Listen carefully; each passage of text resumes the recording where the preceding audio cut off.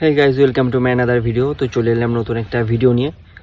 তো আশা করছি তোমরা সবাই ভালো আছো, প্রিপারেশন ভালো করে চলছে, প্র্যাকটিস ভালো করে চলছে। তো যথারীতি আমাকে অনেকে মেসেজ করেছিল যে দাদা ওএমআর শিট কীভাবে ফিল আপ করবো।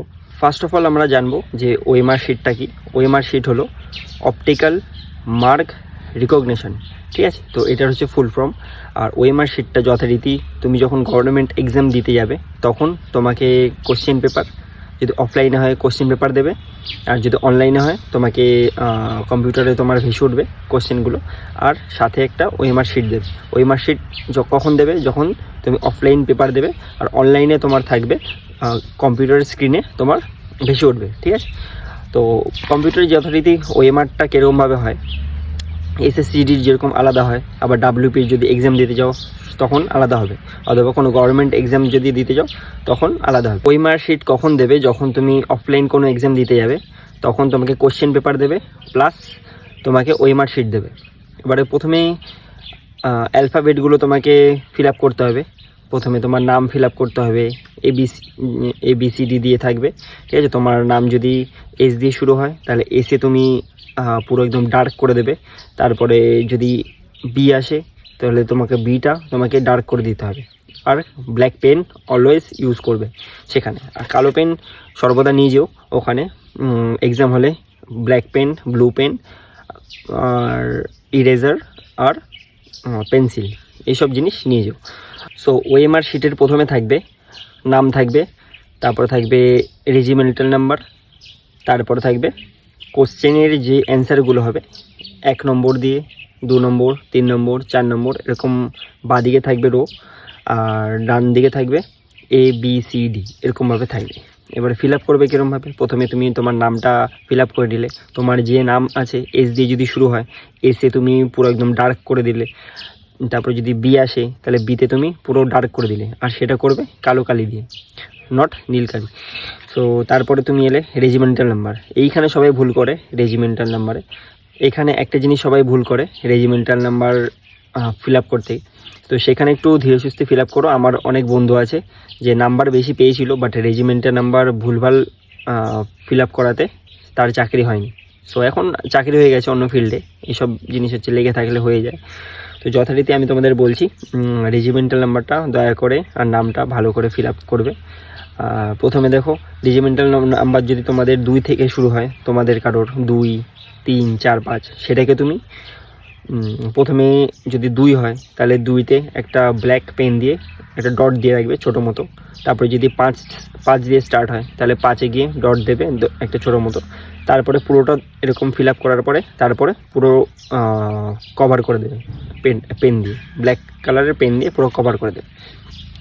তারপরে চলে আসছে যে কোশ্চেন পেপারের যে অ্যান্সার যেগুলো আছে, ঠিক আছে। তারপরে ওএমআর শিটের একদম বাঁ দিকে থাকবে 1, 2, 3, 4 করে লেখা থাকবে, আর এরকম কলমে থাকবে তোমার ABCD করে। এবার যদি ধরো 1 নম্বর কোশ্চেনের যদি সঠিক অ্যান্সার যদি হয় ডি, ঠিক আছে, তাহলে তোমরা ডিতে গিয়ে টিক মারবে না কেউ, ওটাকে কভার করে দেবে। অনেকে হচ্ছে টিক মারে, আর সাথে সাথে অনেকে আছে টিক মারে, আর অনেকে আছে যারা জানে না, অনেকে আছে যেগুলো অ্যান্সার না, ঠিক আছে। মানে ধরো 1-এর হচ্ছে ডি, ঠিক আছে, তারা হচ্ছে 3টেতে গোল করবে, ABC আর ডিতে ছেড়ে দেবে। তো এরকম করে অনেকে। তো এটা করো না প্লিজ। তো তোমাদের খাতা পুরো ক্যান্সেল হয়ে যাবে, ঠিক আছে, এক্সাম পুরো ক্যান্সেল হয়ে যাবে। তোমরা যেটা করো, আমি যেটা বলছি, যেটা অ্যান্সার হবে সেটাতে ব্ল্যাক পেন দিয়ে প্রথমে ডট মারবে, ঠিক আছে, যাতে তুমি পরবর্তীকালেও যদি সেটাকে দেখো তাহলে তুমি বুঝতে পারো যে এটার অ্যান্সার এটাই, ঠিক আছে। তো তুমি পরে যদি কভার করতে চাও ব্ল্যাক পেন দিয়ে সেটাও তুমি করতে পারো, ঠিক আছে, টাইম বাঁচানোর জন্য। ওগুলো অনেকের মানে টেকনিক আলাদা থাকে। আমি তো এরকমই করতাম, প্রথমে কোশ্চেন পড়ে নিতাম, যেটার অ্যান্সার হতো আমি ব্ল্যাক পেন দিয়ে পুরোটা কভার করতাম না, ছোট্ট একটা ডট দিয়ে রাখলাম, যাতে এটা আমি শিওর হই যে এটার অ্যান্সার এটা। আর পরবর্তীকালে কমপ্লিট করার পর তারপর আমি ওটাকে কভার করে দিতাম। যথারীতি আমি 5টা থেকে 10টা আমি করতাম, করার পরে একটা করে আমি কভার করে দিতাম, ঠিক আছে। তো এরকমভাবে সবার টেকনিক আলাদা থাকে, কেউ প্রথমে করে দেয়, কেউ মিডিলে গিয়ে করে, অথবা 5টা 10টা অন্তর করে, ঠিক আছে। তো যার ট্যাকটিক্স যেরকম। আমি যেরকমভাবে চাকরি পেয়েছি আমি তোমাদেরকে বললাম এরকমভাবে করো, তাহলে তোমাদের টাইমও বাঁচবে আর জিনিসটা সঠিক হবে, ঠিক আছে। তো ওই মার্কশিটের ব্যাপারটা আমি আশা করি কিছুটা তোমাদের বোঝাতে পেরেছি। তো তোমাদের যদি ডাউট থাকে এই জিনিসটা নিয়ে তো আমাকে ইনবক্স করতে পারো, কোশ্চেন করতে পারো যে দাদা আরও জিনিস বলো আমাদের, আমরা আরও জিনিস জানতে চাই ফিজিক্যালের ব্যাপারে, এক্সামের ব্যাপারে, ঠিক আছে, যে গভর্নমেন্ট এক্সামে কী কী আসে, ডাব্লিউবিপি, তারপরে এসএসসিজির মধ্যে, ঠিক আছে। তো তোমরা আমাকে কোশ্চেন করতে পারো, এক এক করে আমি সবার অ্যান্সার করে দেবো। আর যথারীতি ভিডিওটা আমি বেশি বড় করব না, কারণ দেখতে তোমাদের বোরিং লাগবে, ঠিক আছে।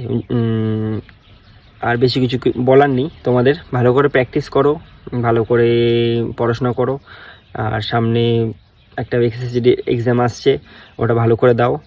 আর কি বলবো, সামনে ডাব্লিউপিপি বেরোচ্ছে, ওটার জন্য ভালো করে প্রিপারেশন করো তোমরা, ঠিক আছে।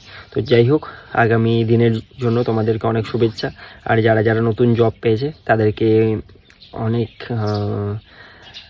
মানে কংগ্রাচুলেশন, অনেক মেহনত করে তোমরা এই জায়গাতে পৌঁছেছো। অনেকের স্বপ্ন থাকে, হাজার হাজার মানুষ লাইনে দাঁড়ায়, কিন্তু সবার স্বপ্ন পূরণ হয় না। কারণ আমিও দাঁড়িয়েছি লাইনে, আমি বুঝতে পারি মানুষের ফিলিংস, কারণ আমি সেই জায়গা থেকে উঠে এসেছি। তো যাই হোক, ভিডিওটা আর বেশি বড় করছি না আমি। আশা করি তোমরা ওএমআর ব্যাপারটা বুঝতে পেরেছো। যারা যারা আমাকে কোশ্চেন করেছিলে তা তাদের আমি অ্যান্সারটা আমি দিয়ে দিয়েছি ভিডিওর মাধ্যমে, ঠিক আছে। তোমাদের যদি কোনো কোশ্চেন থাকে তাহলে আমাকে কমেন্ট বক্সে, তাহলে ইনবক্স করতে পারো, ঠিক আছে। তো যাই হোক, জয় হিন্দ এভরিওয়ান, ভালো থাকবেন তোমরা সবাই। আবার নতুন একটা ভিডিও নিয়ে আসবো, এবারে তোমাদের কমেন্টের ওপরে ডিপেন্ড করছে আমি কোন ভিডিও নিয়ে আসতে চলেছি পরের বার, ঠিক আছে। তো যাই হোক, ভালো থাকবেন, সুস্থ থাকবেন, আর ভালোবাসা দিতে থাকবেন তোমরা, ঠিক আছে। জয় Hind everyone, love you all.